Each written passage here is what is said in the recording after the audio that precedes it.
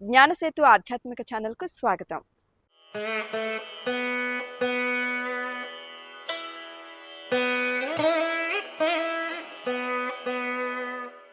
ఛానల్ని ఎవరైనా మొదటిసారి చూస్తున్నట్లయితే వీడియోని పూర్తిగా చివరి వరకు చూసి లైక్ చేసి షేర్ చేయండి, సబ్స్క్రైబ్ చేసుకోండి. పక్కనే ఉన్న బెల్ ఐకాన్ క్లిక్ చేయండి.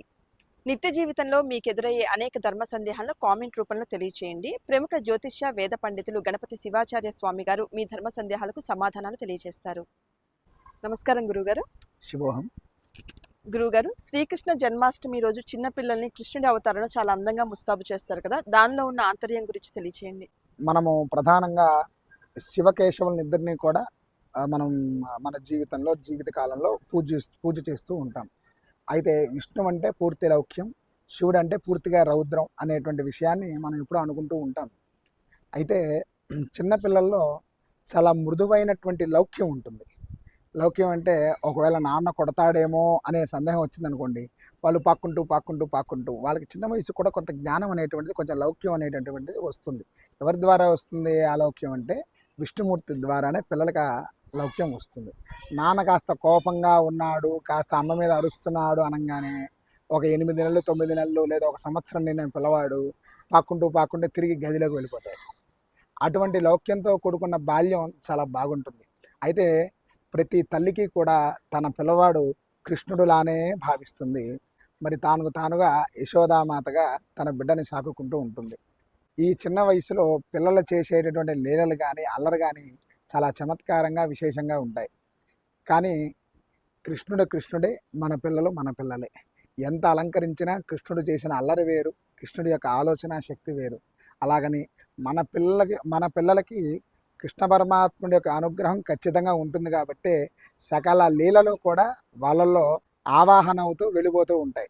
అంటే ఒక్కొక్క సందర్భంలో మనం కూడా ఆశ్చర్యపోతాం, ఈ పిల్లవాడు భలే చేశాడే అని. అది ఎలా అంటే విష్ణుమూర్తి ఆ పిల్లల్ని అలా నడిపిస్తాడు. కాబట్టి దీనిని దృష్టిలో పెట్టుకున్నటువంటి గతంలో ఎన్నో కృష్ణుడు గురించి ఎన్నో ప్రవచనాలు వింటూ భాగవతం కానీ భగవద్గీత కానీ ఇలాంటి చదివి కృష్ణుడితో బంధం పెంచుకున్నటువంటి ఎంతోమంది ఆధ్యాత్మికవేత్తలు ఈ పిల్లల్ని ఇలా అలంకరిస్తే బాగుంటుంది కదా అని ఎప్పుడో కొన్ని సంవత్సరాల క్రితం, కొన్ని తరాల క్రితం ఈ యొక్క వారి యొక్క పిల్లల్ని కృష్ణుడిగా వాళ్ళు అలంకరించుకోవడం, కృష్ణుడిగా ఉన్నప్పుడు కాసేపు వాళ్ళతో ఆడుకోవడం, చేతితో ముర్రని పెట్టడం, అలాగే వారికన్నా పెద్దగా ఉన్నటువంటి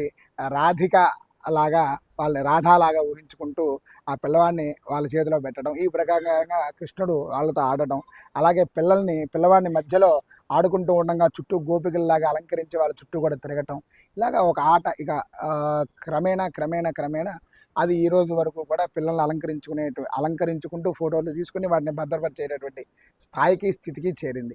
అయితే ఇలా చేయడం తప్పు ఏమీ లేదు. ఎందుకంటే కృష్ణ పరమాత్ముడు భాగవతంలో చిన్నప్పుడు ఉన్న సమయంలో ఎన్ని లీలలు వేశాడో మన ఇంట్లో ఉన్నటువంటి చిన్నపిల్లలు కూడా అన్నే లీలలు వేయగలరు. కాబట్టి ఈ యొక్క లీలల్ని తల్లిదండ్రులు కావచ్చు, బామ్మ తాతయ్య అవ్వచ్చు, అమ్మ తాతయ్య అవ్వచ్చు, అమ్మమ్మ తాతయ్య అవ్వచ్చు, అలాగే పిన్ని బాబాయ్ అవ్వచ్చు, పెదనాన్న పెద్దమ్మ అవ్వచ్చు, వాళ్ళు చేసేటటువంటి అల్లరిని కృష్ణుడి యొక్క అవతారంలో ఆ అల్లరిని చూస్తూ వాళ్ళు కూడా మురిసిపోతూ ఉంటారు. కాబట్టి ఇదంతా సరదాగా చేసుకోవచ్చు. అంతకుమించి ఎవరు ఏమి ఎక్కువ ఆలోచించాల్సిన అవసరం లేదు. సరదాగా చూసుకుని 4 ఫోటోలు 4 వీడియోలు తీసుకుని దాన్ని మనం జ్ఞాపకంగా ఏర్పాటు చేసుకోవచ్చు. ఈ ప్రకారంగా ఇది ఒక ఆనవాయితీ అనేటటువంటిది ఏం కాదమ్మా, ఒక సరదాతో కూడుకున్న ఒక చిన్న ప్రక్రియ మాత్రమే. కాబట్టి దీనిలో ఆంతర్యం ఏమిటంటే మన పిల్లవాడు కూడా కృష్ణునిలాగా అల్లరి చేస్తే బాగుండని ప్రతి తల్లి కూడా పడేటువంటి తపనే తప్పితే వేరేమీ లేదు. చాలా చక్కగా తెలియజేశారు గురుగారు. ధన్యవాదాలు. శివార్పణం.